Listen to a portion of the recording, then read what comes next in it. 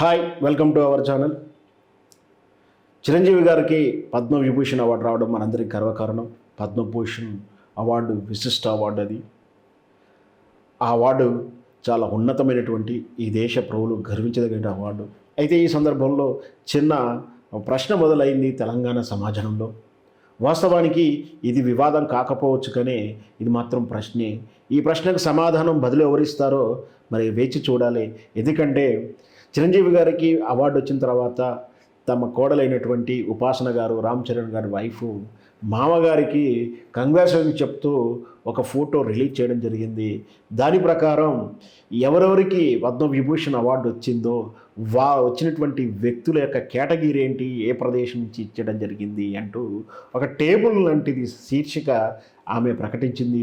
అందులో చిరంజీవి గారికి ఇచ్చిన కేటగిరీ ఏంటి అంటే కొణిదెల చిరంజీవి ఆర్ట్స్ ఫీల్డ్లో నుంచి ఆంధ్రప్రదేశ్ కేటగిరీ నుంచి అతనికి ఈ అవార్డు ఇచ్చినట్టుగా ఆమె చేసిన పోస్టు ఇప్పుడు తెలంగాణ సమాజంలో కొంచెం అనుమానాలు వస్తున్నాయి, కొన్ని ప్రశ్నలు వస్తున్నాయి.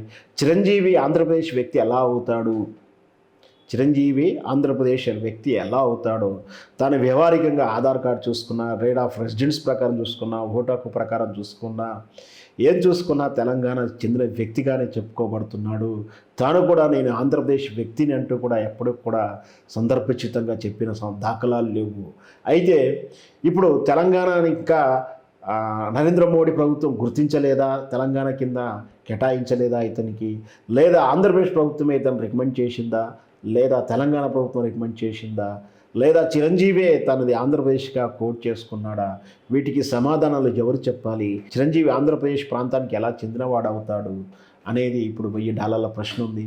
ఈ ప్రశ్నకు సమాధానం ఎవరు చెప్తారు? చిరంజీవిది తప్పిదం జరిగిందా, ఇక్కడ చిరంజీవి గారిది తప్పిదమా, లేదా ఈ రాష్ట్రం నుంచి పంపించినటువంటి రాష్ట్ర ప్రభుత్వాన్ని తప్ప, లేదా ఆంధ్రప్రదేశ్ నుంచి ఆయన ఫార్వర్డ్ అయ్యాడా, ఎక్కడి నుంచి ఫార్వర్డ్ అయ్యాడని ఇంకా పూర్తి వివరాలు తెలవాల్సి ఉంది. ఈ ప్రశ్నలకు అప్పుడే సమాధానం